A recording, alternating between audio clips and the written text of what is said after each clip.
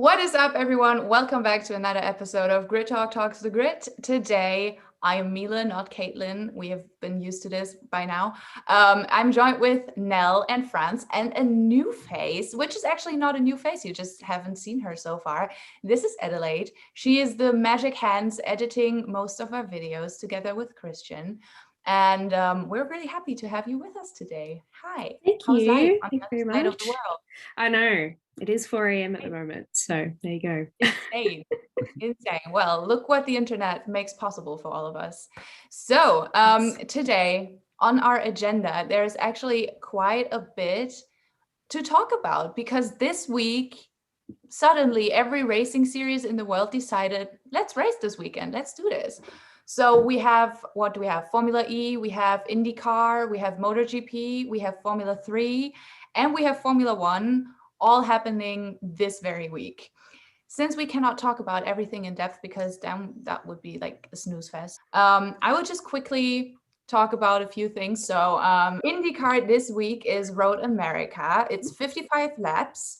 I don't really know a lot about this track, but they have normal practice sessions on Friday, then practice session on Saturday, quali on Saturday, and then all of the races happening on Sunday.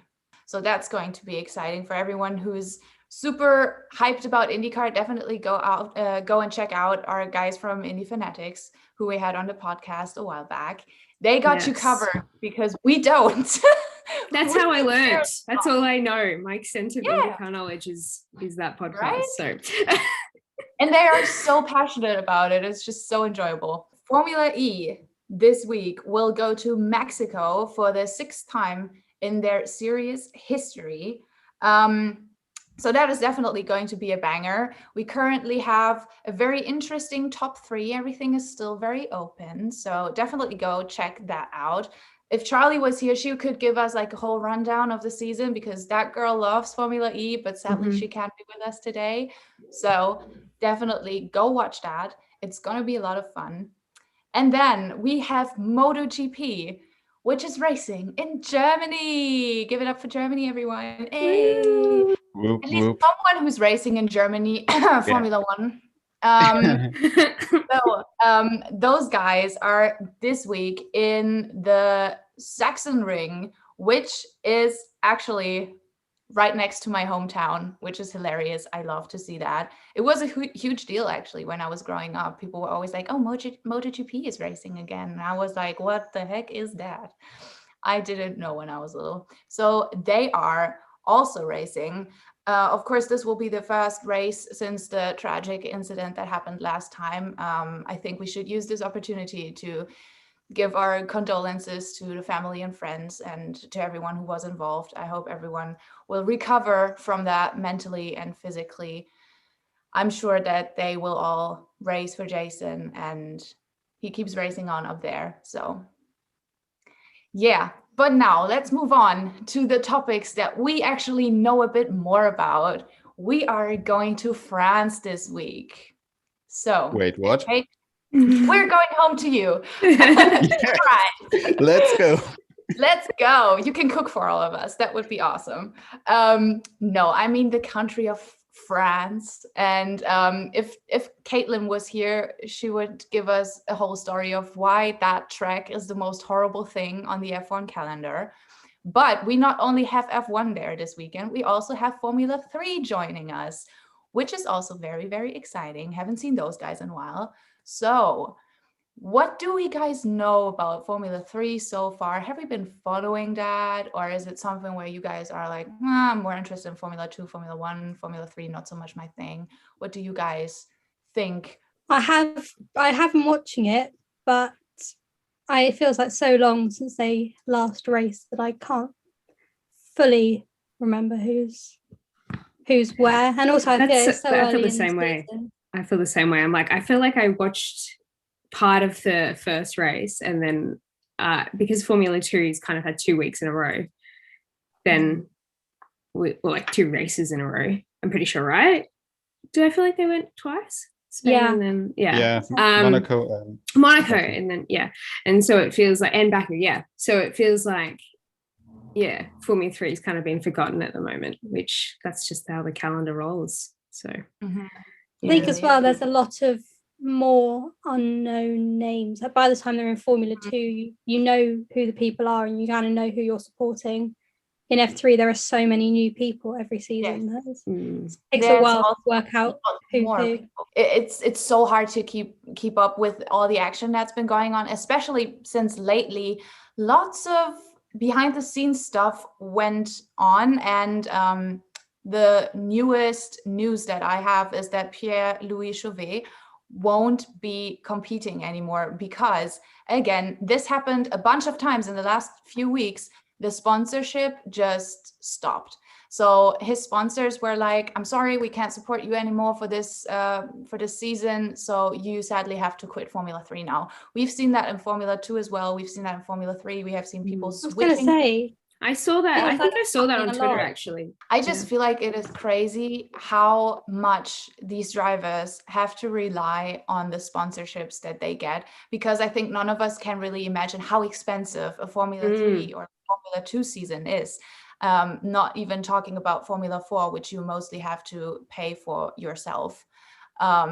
So that is just something that I keep tracking, and I'm just like, let's see who we will have left at the end of the season, because it kind of feels like people are just going to break away at one point. Yeah, as I say, it feels like it's happening a lot this year. I don't remember it being like this last year. We seem to be like people are coming and going every week.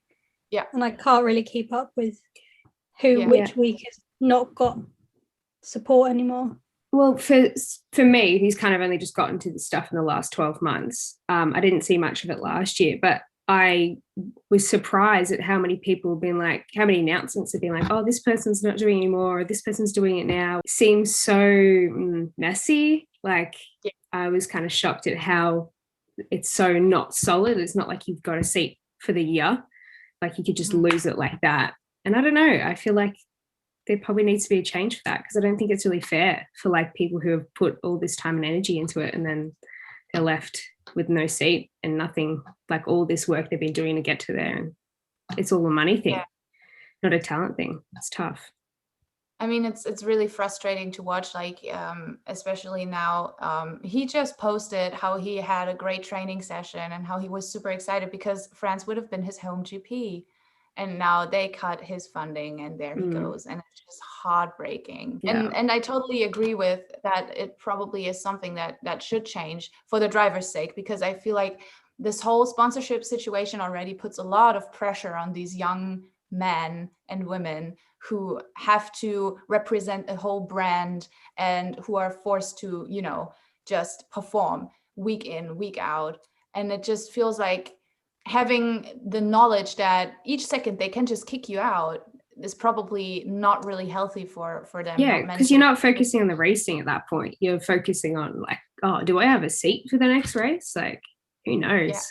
It's just, I don't know. I don't really think it's very fair, but no, hopefully really there's a change eventually.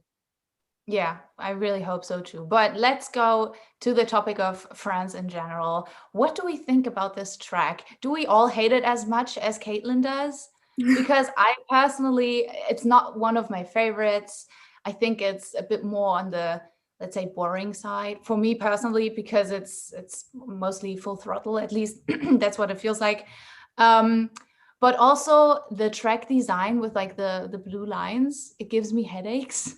I don't know if I'm like the only person, but I cannot really, I don't know what they thought when they designed that, but I really don't like that choice of coloring, let's say it that way. But what are you guys' thoughts? What do you say? I think it has been a boring track in the past, but a little part of me hopes that this year we might get something different, because it feels like everything's a bit different this year, Definitely. I mean, they did say they've relayed the track, I believe, or a good amount of it.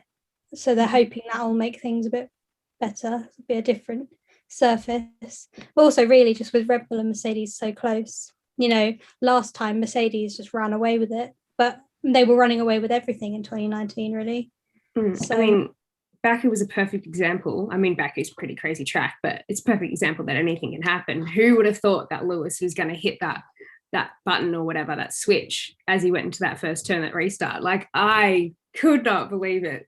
And, you know, who knows? Maybe this weekend that's what happens as well. But, I mean, I think every track this year, bar like maybe one or two, has been different. And I think that's a good thing. But, yeah, who knows? Yeah, Interesting. what is to mention here, we don't have a track like Monaco or Baku. On those tracks, Mercedes had really struggles with their tire temps. And Yeah. I think this won't be a problem in France. Mentioning the tires, Who knows? we'll Do we know really what the talk weather's about like? that. Do we know what the weather's like at all in France? I think it's probably going to be pretty warm because we are in the middle of summer coming in. Could Opposite Yeah, they here. have pretty similar weather to the UK, and Yeah, it's very yeah. hot right now. But I think it's what Franz just said is very important, because we know that Mercedes has a very, very strong speed on like the straight lines and stuff like that. And I just feel like France gives them a bit of a better layout to really show what they can do, as opposed to a street track that is super narrow with no options of like overtaking. France is, like I already mentioned, it's a track that is very much full throttle all of the time. So I expect it to be a very fast-paced race in the best way possible and in the safest way possible. But what are your expectations? Do you think like anything special is going to happen, or are we expecting like the usual, even if it's not usual anymore, we gotta say the usual top three are not the usual top three anymore. We haven't What really did I had a say? Lando handbot Norris is there. Lando Yeah. Norris is pretty much a usual top three at this stage. So Which absolute is, chaos isn't it? we've Yeah. seen last As week. he should. Yeah.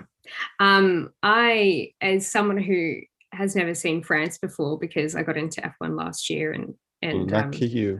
and what I've heard from mainly Caton, that it's quite a boring track. But I would say, like, at the moment, you know, it's kind of Lewis's comeback coming into it, because he's had a couple of not so great races, which obviously we know is because Mercedes seem to be struggling a little bit through the street circuits and stuff like that.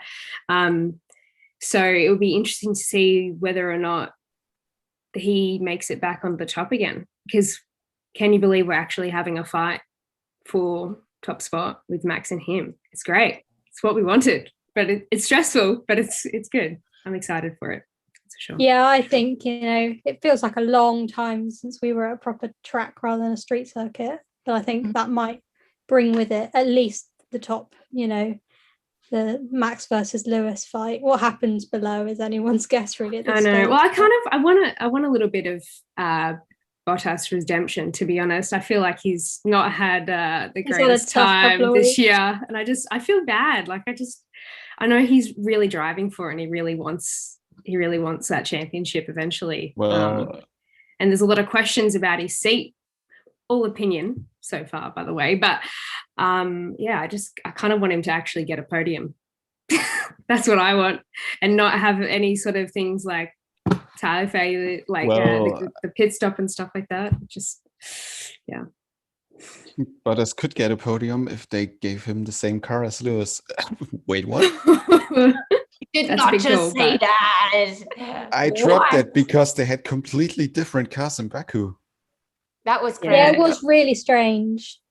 They just were so polar opposite, weren't they? I really felt for him. It must have been tough, like just we mentally. know he's not that. We know he's not a bad driver. We know he's always there. So I don't know where. Yeah, wherever Lewis is, he's pretty much directly in front or behind. But he was so far off the pace in Baku. So hopefully, I do agree with Adelaide a bit. I do sometimes feel a bit sorry for him. He seems to have the worst luck ever. Yeah. I mean, I'm kind of feeling like we might get a fight of the second seeders. Looking at Checo Perez, who just had an insanely good race. Props to that. Very We just true. provoked him so much with that podcast. He just had to. I know. I mean, yeah. But It was all us. Good talk. Yeah, Us. just like. But yeah, kidding. I feel like it could be interesting to see compared to each of their number one drivers, where both Checo Perez and Valtteri Bottas end up being in this race, because I expect Red Bull and Mercedes to be the strongest cars, because Ferrari is sure liking straight line speed, so I'm not going to expect them to be somewhere in the mix this time. That would be surprising to me. They didn't really show off too much in Baku either, sadly. Charles Leclerc got overtaken relatively quickly, which he knew. He kind of said that was going to happen, but I mean, we all saw it happening, like it was just like, you can't stand a chance, bro. I'm so sorry, but you will have to give up your spot. But anyways, like that's something that I'm kind of like looking forward to. And then I'm really not sure who the third strongest team is going to be, because that third place in the Constructors' Championship is also like. I know Ferrari just got back. Wait, you are there? No, you. Wait, you? Yeah, it's always like, wait, which you? one is it right now? It's like, yeah. I think McLaren, you'd think, are there, but then Daniel seems to be so not there that it's kind of. I think if both of them were where Lando seems to be right now, I feel like if we just stop talking about Daniel, he's gonna get better. That's my theory. Is like, we always talk about him, right? Everyone is like got an opinion about it at post race. I can't imagine the pressure on him every race weekend to feel like he has to perform in the car. I feel really bad for him. It's another. I just don't. Again, I don't understand why. Because he not like none of us can get in a Formula One car, and drive. And it takes a lot of practice. And I just, I think. Like Caitlin was saying about there's going to be like a click. I feel like that's going to happen, and I just feel bad for him at the moment, because I feel like that's all anyone ever talks about to him, and I'm sure he would rather talk about anything else. We mentioned pit stops earlier, so actually I did that 100% France yesterday. It's insane. Yes, I'm crazy. He was like, guess what I just did? I was like, what? He was like, I did 100% France on F1 2020. I was like, you're crazy. Yeah. Oh my gosh. Yeah, I want to understand how the tires might work with all the second settings done. And I expect at least 2 pit stops, maximum of 3. Really? Those combinations: surface temperature, air temperature, pressure. I drove like 14 laps on the softs. Oof. And my car just went whoop, there it goes. Crazy. Interesting. And I did 2 stints, first on the medium, on the softs, sorry, and then 1 on the mediums. And the mediums too, it was 20 laps with them, and they just, nope, I won't drive here anymore. That is crazy, really. It's so interesting, because France didn't happen last year as well. So so we haven't been there in a while, and I think it's a lot of new drivers as well. Yeah, and it's a different time of the year. I think it's really pretty hot right now in like the middle of Europe. Yeah, because didn't this race get changed because they switched it up because of Turkey. That's what happened. Yeah, basically because of Canada. Yeah, Canada. COVID. Are we surprised? No surprises. Yeah, but I mean, I'm actually pretty happy that they didn't go for that double header in France, because it'd be interesting, because we've got an Austria double header again, don't we? Yes, but that was a good one last year, so I'm looking forward. That's right. I mean, it's one of my favorite tracks, so I'm kind of. We actually technically have a triple header, right? 3 races in a row. Yeah, it's gonna be interesting to see what happens at the end of the third one, because everyone will be relatively tired, even like the crew and stuff. I just I wonder if that will affect how the race result will be. Yeah, I also have a feeling that we have a very, very filled summer this year compared to some other years where we still have quite a bunch of races coming up. And it kind of feels like to me, we would be on summer break already, just because of the temperature outside. And I'm just like, wait, what day is it? What year is it? Is COVID still a thing? Am I living again? Am I living again? No, but I just feel like we have a really packed summer with so far very, very high temperatures for middle European, like for the middle European area, it's like, it's pretty warm. So that is definitely going to be interesting to see how they will manage with all of that. That's true. But maybe let's go into really predicting what is going to happen. Who are your top three? And is there anything crazy that you have on your mind that you just feel like that's going to happen? Probably, which order? Lewis and Max, and then Checo. I'm hoping he's got a bit of a confidence boost after that win, and he's on a roll. It's not a doom second seat anymore. I'm rooting for him. I actually honestly think it's going to be Hamilton, Verstappen, Bottas. I do. I think it's going to be a normal race. I could jinx it, but that's what I think. Okay, I'm the crazy one now. I go with Max, then Checo, and then let's be honest, I say Lando Norris. Oh wow! Whoa, hey, brave, okay, brave. right. Mark my words. No Mercedes. All right. Oh wow. Okay. I mean, my dad did that last race. He was like, Lando Norris is gonna be P5. I was like, haha, no. Well, look what happened. He actually did that. Honestly, I'm kind of torn because I do expect a Mercedes comeback. It's just bound to happen, in my opinion. But of course, I want to see Max keeping his championship lead. So I will say Max in P1, Hamilton in P2. And then for P3, as always, there are like 5 billion people who are a possible P3 Which at is this good. point. Yeah, it's amazing, but it's also very hard to predict. And I'm always like shaking when we have to give our predictions for Instagram because I'm like, I need those points. I cannot jinx anything. I just have to think straight. So I will say P3 will be Checo Perez. Okay. All right. I think. Do we expect anything crazy? Any safety cars? Anything like crashes, tires blowing up? I mean, who knows? Anything is possible at this point, really. It's possible. We have quite a lot going on in the past. Anything we expect? I feel like Monaco was unexpectedly not dramatic, and then Baku was so dramatic that anything. No, not a safety car in Monaco.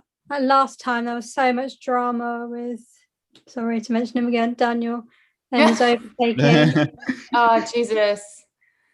And, I feel like that could very easily happen again. There's a lot of people so close together in the midfield that, these battles are going to end up happening quite a bit, I think. Do we expect track limits to be an issue, maybe? Yes. It's always an issue. You would say that. Yes. I knew you would say that. Especially turn 2, I think. So we just imagine that track, we come through start finish straight, braking for that first turn. And then immediately after the turn, we have completely on the throttle again. True. Oh my God. Yeah, I remember. I edited that for you. So if you go like half a centimeter too far, your lap is deleted. That's crazy, really. Okay. Well, that is something. Play a part. Yeah, especially in qualifying. Yeah, I was going to say that seems to be a qualifying issue. They don't seem to have that big of a problem in the races so much this year, but qualifying has been intense. Yeah, I can imagine that being an issue for qualifying and lap times being deleted. We have seen that happening quite a bit. So And not only lap times, we still have that fastest lap thing. oh, that's true. Like Max in Portimao, his fastest lap got deleted because he was like off track in the second to last turn. Don't even make me remember that. I'm Yeah, so bad. I'm sorry to mention it, but it has to be. Yeah, it's true. It's true. It really is an issue. And I think that's an issue we haven't had in a while because track limits weren't really that big of a topic on the street circuits that we just went to. Say that to the Nikita Mazepin who can cut turns in Monaco. That was that's just a very unique talent of his, and I respect that. I decided that is something I deeply respect. So GG's, bro. But yeah, I think we're all agreeing that there is like not too much that we expect to really like go wrong apart from track limits apparently. So yeah, any last words on this? I was going to say that I have my prediction, my really interesting prediction. I feel like George Russell is going to get some points. You jinxed it. I feel it. Jinxed it. Yeah, you've No, heard that. No points for him. I don't believe in the jinx. I don't believe in Okay, it. if you say I that. If see we it keep happening. saying it, it will happen one week. Which Correct. every week if we say it, well, he has to do it once. I All I mean, want. Well, he got I would points love for last that to year. happen. Yeah, but that doesn't count. That doesn't count. You mean In the points in Williams, which Williams has obviously had that their team principal change Oh yes, that's another yeah. thing happen as happened. well. So that'd be interesting to see if that has any effect on this coming race. Yeah, I mean, I think Williams really needs to. They need to settle down. I feel like so much has been going on in that team. Like, Jesus, give those guys some chill time. Just don't change something for a month. Is that possible? Because of course that always has a huge effect on the team and the dynamic inside of the whole team. So that will be definitely interesting to see what that ends up doing to those guys. But I expect both drivers to be like super professional and they will probably just focus on their racing and it's going to be fine. But yeah, I mean, fingers crossed for some George Russell points. Pretty much always, every race. But you know. Yeah, well, we've had a who couple would have guessed opportunities that- and they've been unfortunately crashed away. So one day. He can do it this year at some point. He can do it. Yeah. Sure. I'm going to find a time. Well, I mean, who would have guessed that Vettel podium? I mean, that was cool. That's Yeah. So, or who would have guessed that Mick Schumacher would end up in front of Lewis Hamilton? Yeah, okay, Crazy. at some point Love it was that. impossible to guess that. but okay.